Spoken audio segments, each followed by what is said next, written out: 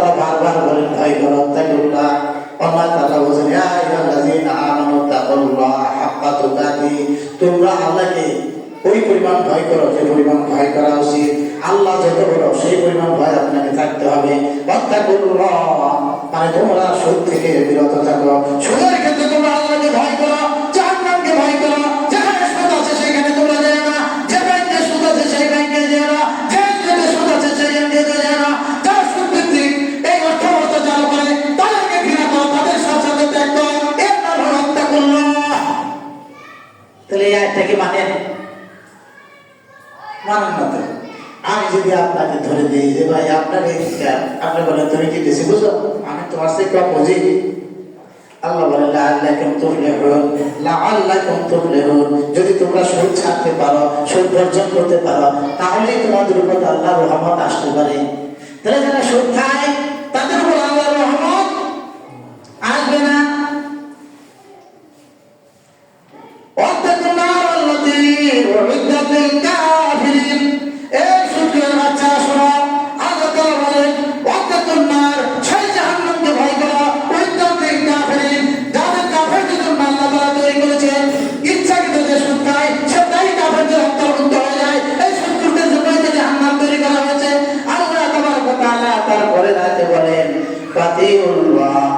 তোমরা আল্লাহর দাসত্ব করো। আল্লাহ কি বলেন? তোমরা আল্লাহর দাসত্ব করো। আতিউল্লাহ ওয়ার রাসূল, রাসূলের আনুগত্য করো। লাআল্লাকুম তুরহামুন, আগের আয়াতে বলা হয়েছে লাআল্লাকুম তুফলিহুন, এখানে বলা হয়েছে লাআল্লাকুম তুফলিহুন। যদি তুমি সফলতা পেতে চাও, যদি তুমি জাহান্নাম থেকে মুক্তি পেতে চাও, তাহলে অবশ্যই তোমাকে সুদ বর্জন করবে। আর যদি তুমি সুদ বর্জন করো তাহলে তুমি সফলতার অন্তর্ভুক্ত হবে, মানে জান্নাতে যাওয়ার উপযোগী হবে। তারপর তোমার প্রতি মহান আল্লাহর রহমত করবে, অথচ আল্লাহ দয়া করে মায়া করে জাহান্নাম থেকে বাঁচিয়ে তোমাকে জান্নাতে পৌঁছে দিবেন। ও আমার ভাইরা, এই পশ্চিম পৃথিবীর মধ্যে যারা সুদের ব্যবসা করে, সুদ খান, সুদখোরদের সাথে উঠা বসা করেন, আত্মীয়তা করেন, তারা কি জান্নাতে যেতে পারবে? তাহলে আপনারা দুনিয়ার জীবন চান না আখিরাতের জীবন চান? যদি আখিরাতের জীবন চান তাহলে অবশ্যই সুদ বর্জন করতে হবে।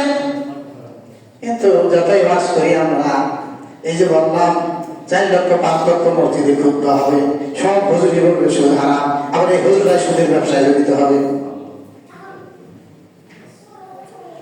আল্লাহ তাবারক ওয়া তাআলা বলেছেন, কি বলেছেন? আল্লাযীনা ইয়াকুলুনা আর-রিবা, ওয়া শুনো তোমরা যারা সুদ খাও, লা ইয়াকুলুনা ইল্লা কামা ইয়াকুলু আল্লাযী ইয়াতাখাব্বাতহু আশ-শাইতানু মিনাল মাস। তারা হাসরের ময়দানে ওই ব্যক্তির ময়দান হবে যাকে শয়তান আসর করে পাগল করে দিয়েছে। যারা সুদ খায় তারা আল্লাহর সামনে হাসরের ময়দানে কিয়ামতের কিভাবে উঠবে? ইয়াতাখাব্বাতহু আশ-শাইতানু মিনাল মাস। শয়তান যাদেরকে আসর করে, অর্থাৎ আরব দেশে যদি কেউ পাগল হতো তাকে বলতো জিনে ধরছে।